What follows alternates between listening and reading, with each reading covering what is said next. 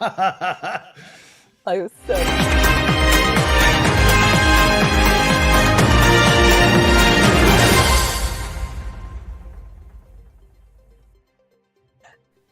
Hello, darlings, and a warm welcome to the 10 o'clock news from the EV Café. Brought to you this week by Plug Me In, the one-stop shop for home and workplace charging. You find us having a discussion about coffee as we speak. Mine being taken in my EV Cafe mug, but coffee should taste of coffee. Sarah, you disagree? Yeah. I do. Before we go any further, Paul, can you go away again? Because the sound's rubbish as soon as you arrived. Oh, echoey central from you, Yeah. Paul. It's okay, Quick it's hello. gone now. Quick hello to Colin Hennessy. Good morning, Colin. Thank you for the comment. You're the first one of the day. Drop us a comment in the box, whether you're on LinkedIn or YouTube, just to say hello. Tell us where you are. Oh, Richard Hill wants a mug. Well, you'll have to earn it, my friend. Varun Gandhi. No, hello. I'll explain. Oh, Paul will explain in a minute. Steve Hamer. Hello, darling. Are you well? Neil Ponting. Michael Anderson. Richard Nimbley. Oh, sorry, Rick Nimbley. Sorry, Rick. I almost used your Sunday name, which means you're in trouble. Anyway, today I am joined by Sam Clark and all his hair, Sarah Sloman and all her hair, Paul and almost some hair. No hair. And me with no hair. Bernd Herrmann. Guten Morgen. Well, Bernd. Good morning. Esther Jones from the AA Love, Hug and Squeeze. Philip Nodhard. Philip, bless you. Scott McIntosh from Scotland. A Scot from Scotland. I love that. Chris Griffin. Hello, darling. Right. Well, today, you better grab yourself a cuppa, plug in, because this is the latest in transport, clean transport even, and sustainability news. And we'll be talking about a gigafactory for JLR in Somerset, pay-as-you-drive tax proposals for electric vehicles to plug the Treasury shortfall. We knew it was coming. Manufacturer produces electric vehicle battery with 620-mile range. Fleets call for ambitious targets for zero-emission vehicles. And gender is an issue when buying an EV. Yeah, let's get Sarah's take on that one, because I think they're right. Anyway, JLR, let's start with them. Somerset is poised to become the location for a multi-billion-pound electric car battery plant that could create thousands of jobs, according to reports. Tata Group, which owns the carmaker JLR Jaguar Land Rover, is preparing to sign a deal that would mean the new factory would be based in the UK rather than in Spain. The deal would mark an important milestone for Britain in terms of innovation and investment in the automotive sector, and it's really well timed. We need this more than anything. The chair of Tata will meet Rishi Sunak in the middle of next week. It added that sources familiar with the matter said a deal has not yet been signed, but engagement has taken a big step forward with negotiations moving on to drafting of an agreement. Jeremy Hunt, the Chancellor, last week hinted the deal would be imminent, saying, "All I can say is watch this space because we're very focused on making sure the UK gets the EV manufacturing capacity it needs." The new Bridgewater-based plant could create up to 9,000 jobs. And Sarah, you're from down that way, aren't you? You know a bit about this. I am, yeah. So Somerset is uniquely positioned to have amazing rail, road and freight connections. So it couldn't be a better site. Plus, it's an area that traditionally has suffered from low employment and low output for wealth. So I'm just so hoping this happens, because there was a very famous other type of vehicle that probably can't be mentioned that was supposed to use that site. And we all locally got very, very excited. But actually, this one is, I'm not bothered about the other one anymore. This is so good. I hope this happens. Sorry, Spain. Sorry. Was that the Rivian? Sure, you're fired. It's in the public domain. I don't get fired. Well, it is now. When I knew about it, it was not. And I've signed my life away. Okay. So thank you for releasing me from my pain. Yeah, there you go. No, that's been talked about in the public domain for a while. That Rivian were considering that big lump of land in Somerset. But no, yeah. Good that it's going to us. And Toby Hiles quite rightly says it's not there yet. He's absolutely right. And I know, Sam, that's one of your issues with all of the news that ever happens, is unless it's actually signed, sealed, delivered, it's not really news. Which is exactly what I was about to say. I think it's great. It's positive. It all sounds brilliant. But every single piece of that from everyone who's quoted is talking about something that might happen. So let's actually have stuff that happens, not talk about stuff let's do it and talk about it. So it's the same rhetoric for me, but we've got to deliver, not pretend to deliver. There's a difference. Quite But right. it's all Talking positive, about things that are being delivered, Philip Not Hard in the chat is talking about Ford and the Tesla charging network deal, which is really important. What, your views on that? Is that to me? Yes, Sam, because you're the only one left. Sarah's dropped off. Paul's gone. I think he's gone to answer his door. To make matters even worse, I don't know about this deal. What is this news? So the deal is that Ford drivers are going to be able to use the Tesla network, and there's a lot of Twitter chat on it yesterday. I mean, frankly, from what I've seen in the last week driving up and down the M6, the Tesla network is considerably under strain at the moment, and every single bay is being used all of the time. Yeah, I mean, I guess that is news, isn't it? But it's not massive news in the sense that we've already got certain sites around the country where other cars that aren't Teslas can access the Tesla supercharger network. And you're absolutely right. It's very much on as it is for us at GridServe, there are challenges around peak times. If you go to Oxford Services and try and use the Teslas on a Friday lunchtime, you'll be fine. You try and do it on a Friday afternoon and you'll be queuing, despite the fact there's something like 24 chargers there. So there is a risk factor here. And also, of course, the charging connectors on different vehicles are not necessarily in the right place for Tesla chargers. So I think it's good that they're a phenomenal network, and it's good that they're opening it. But there is challenges there in terms of supply and demand, particularly at peak times.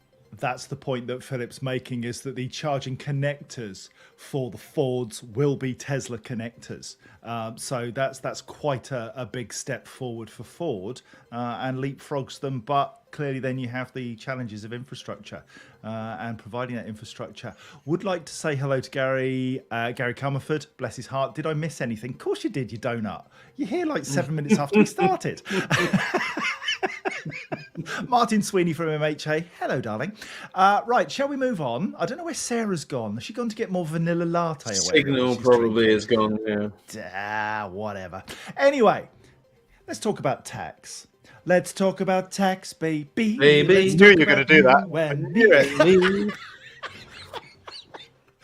So, a pay-as-you-drive tax should be introduced for electric vehicles to replace lost revenues from fuel duty and VED. We knew this was coming.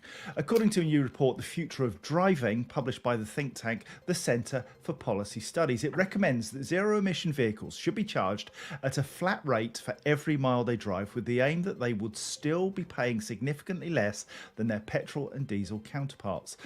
Everyone, the report says, would receive a set allocation of tax-free miles every year, with the allocation higher for those living in remote areas with fewer transport alternatives.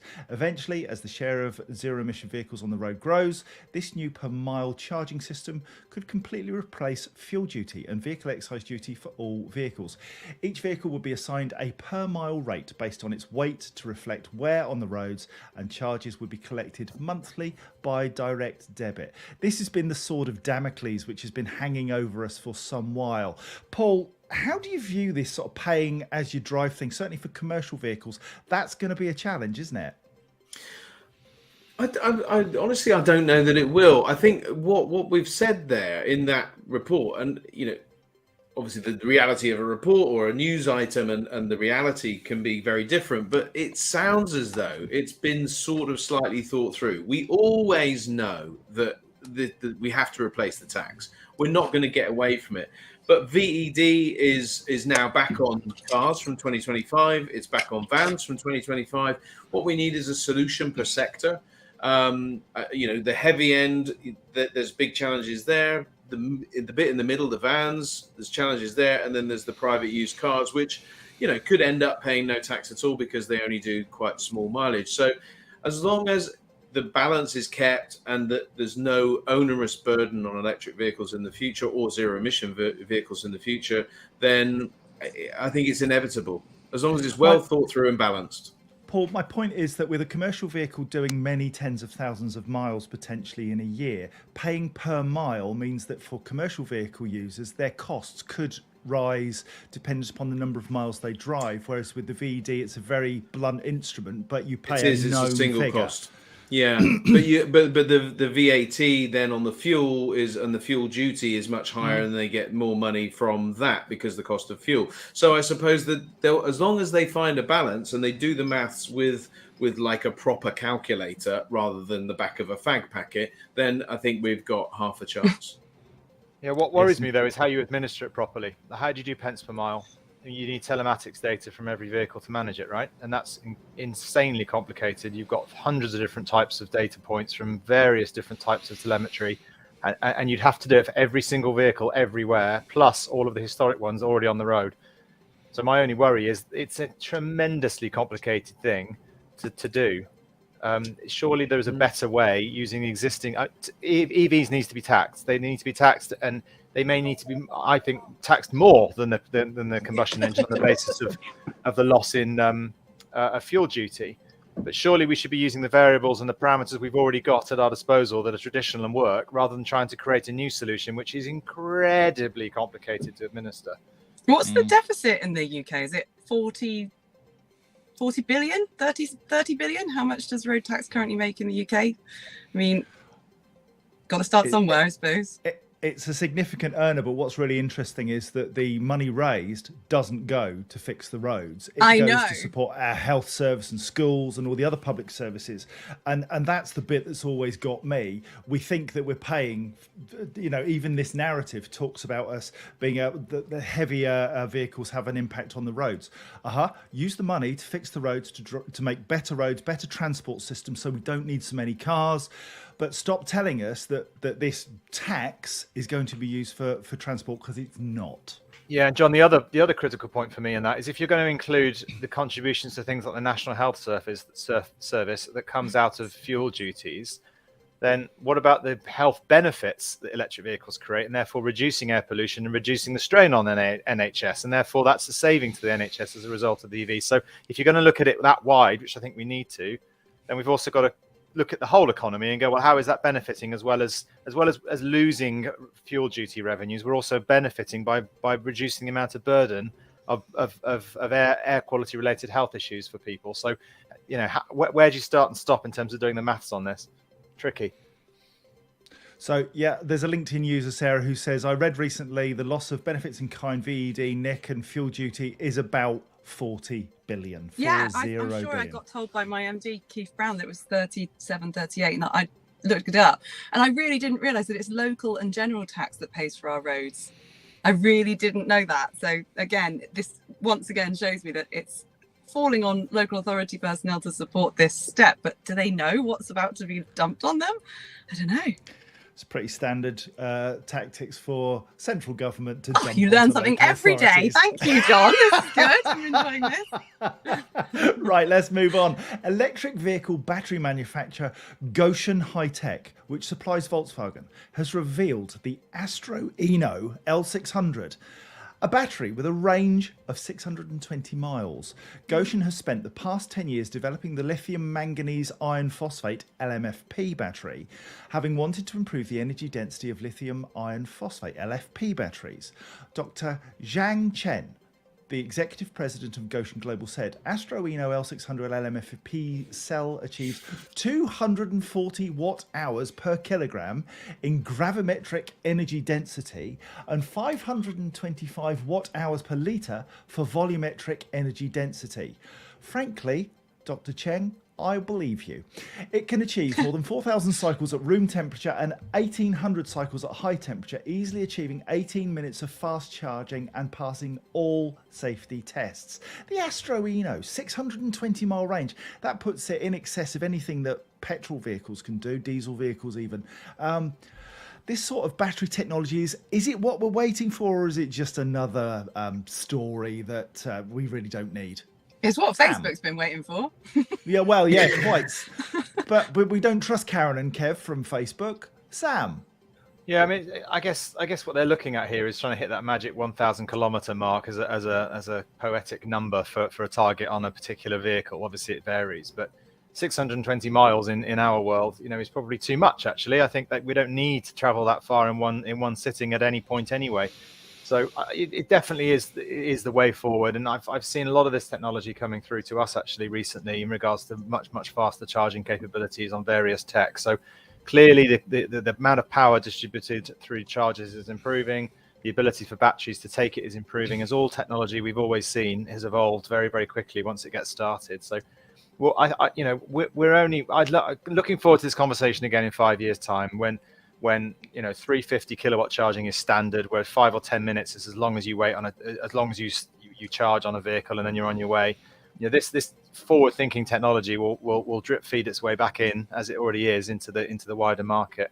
I think it's probably also more pertinent as well for the big stuff, the big truck stuff that's going to be on megawatt charging that needs to take a lot of energy very, very quickly. So it's all good news, and it will find its way into our traditional cars in the next few years, which is great. Yeah, and I what's wouldn't really say key no, about though. this? I quite Well, like no, it. quite. And what's really key about this is in terms of sustainability, it has 45% less structural parts than a standard lithium-ion battery, and they've lowered the weight by nearly a third, whilst the wiring required has fallen from 303 meters of wiring to just 80. So in terms of its environmental impact, that's got to be great news, isn't it, Paul?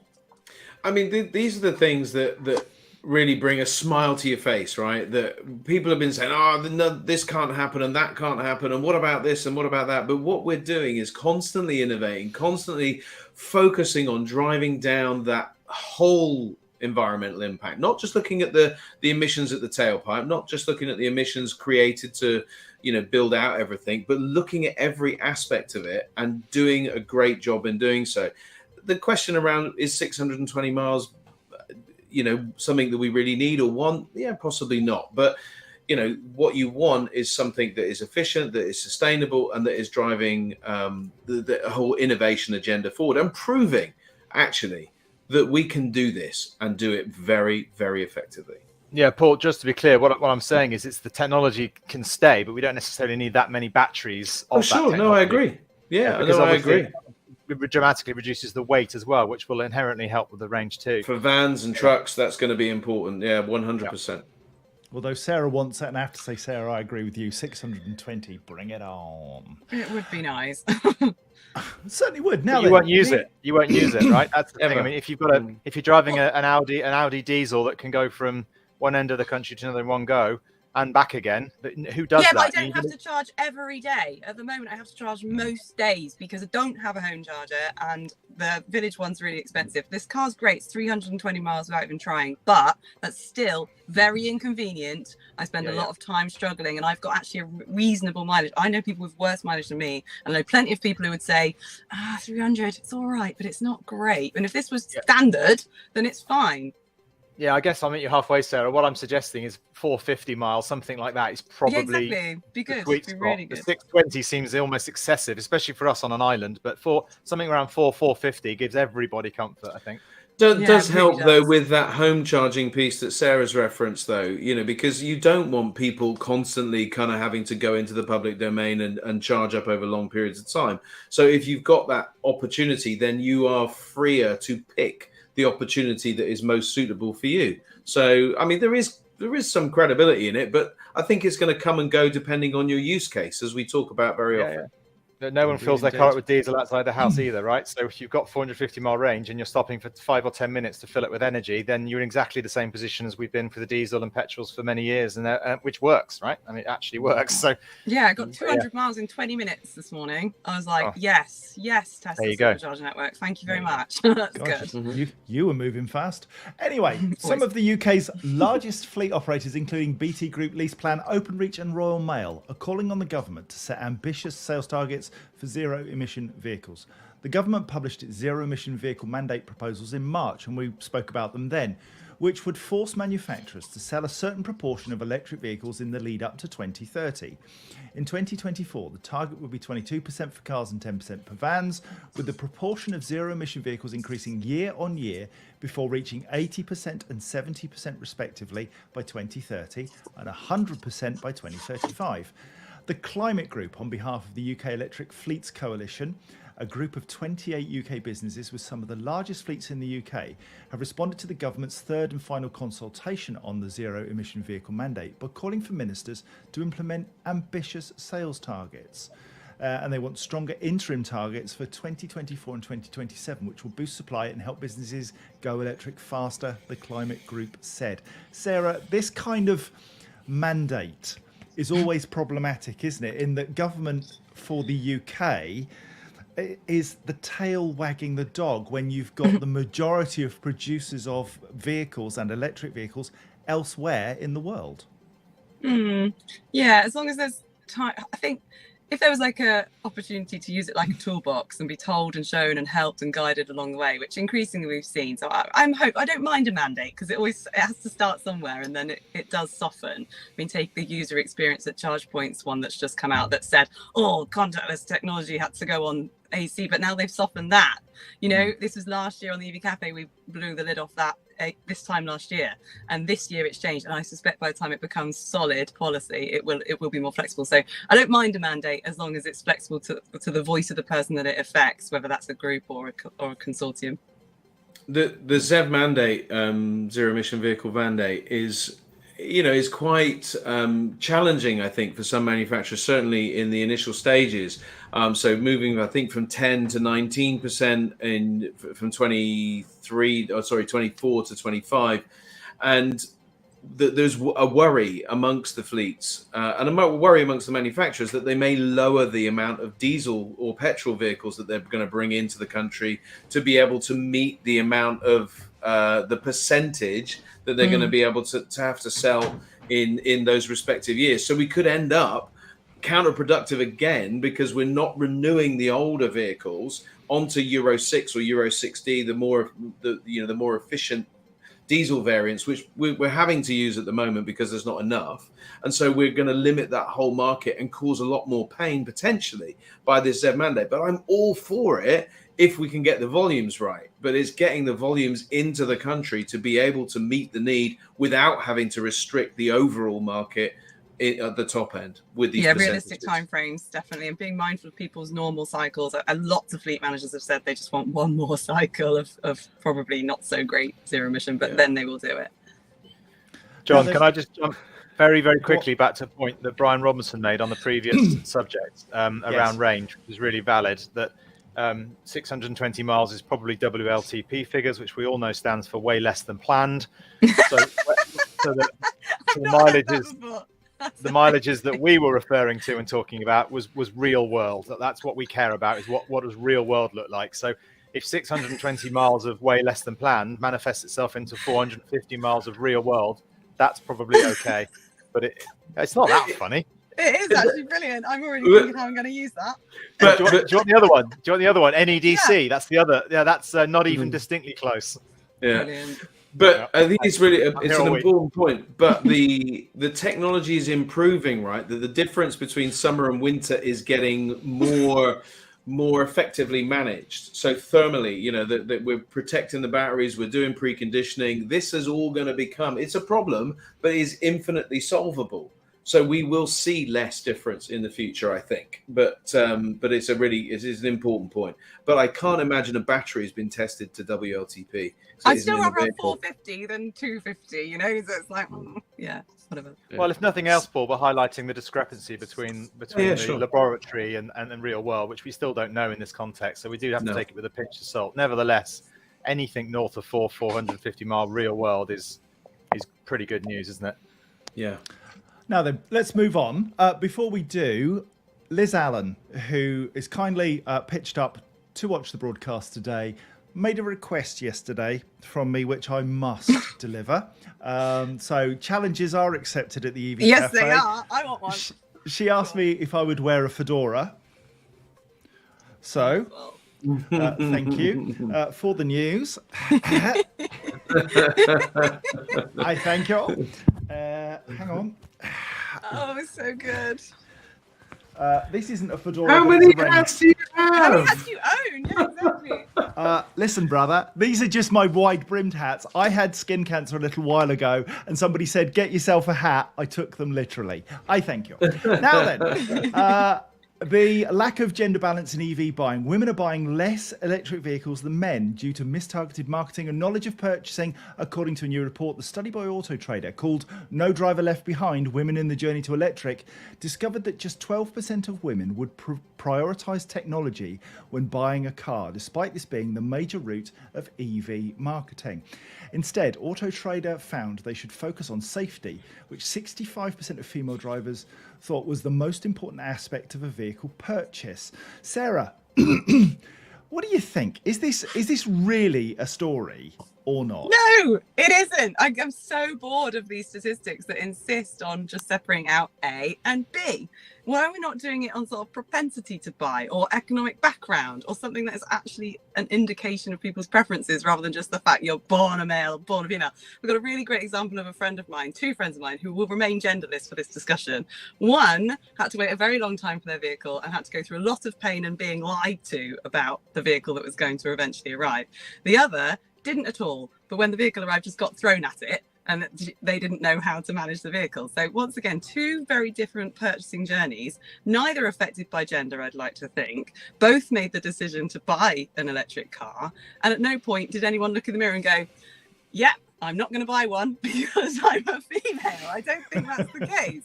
So for me, I remain curious about why we're even bothering with statistics like this. I don't get it. So in the auto sector, so having been in it since 92, but we have always noticed a stark difference between the buying experience for women and the buying experience for the men, and the way that women have been treated, which has been really quite poor throughout the automotive industry, both in the aftermarket sector, but also in the sales sector.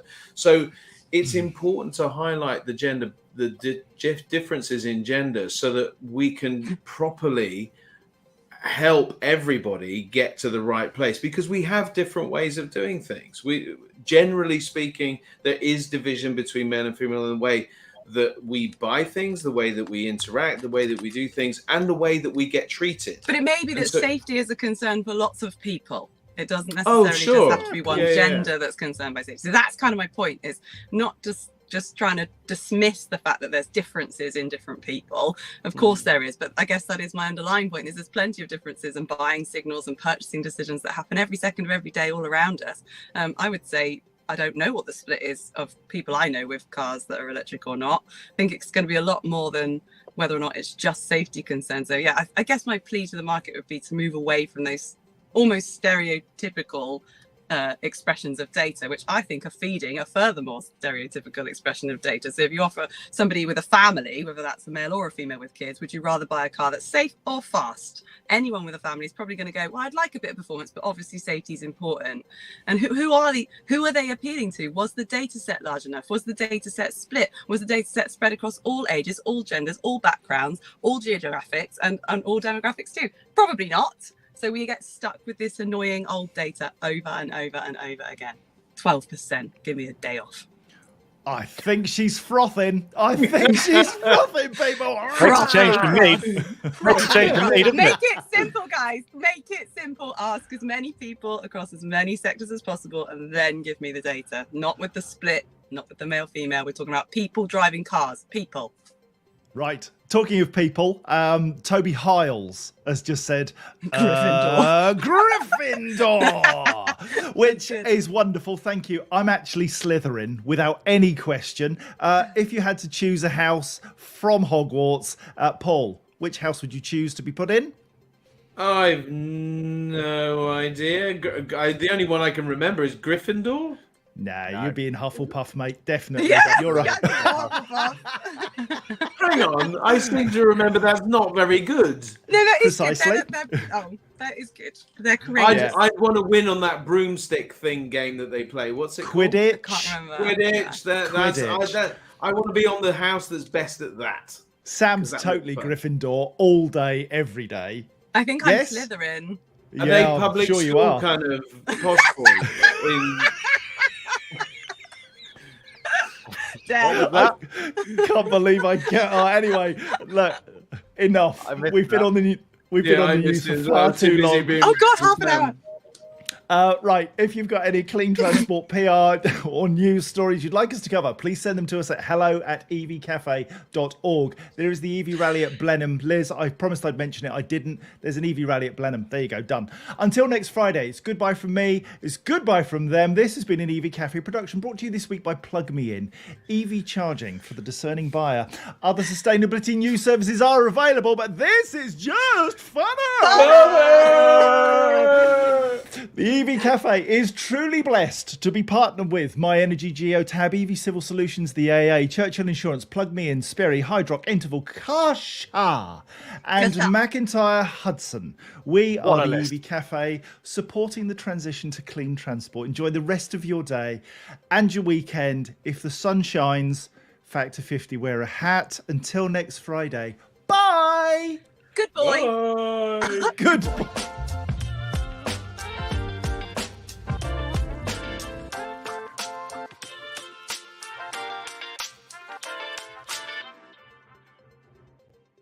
Hello. Hello, good boy. There. Well, I-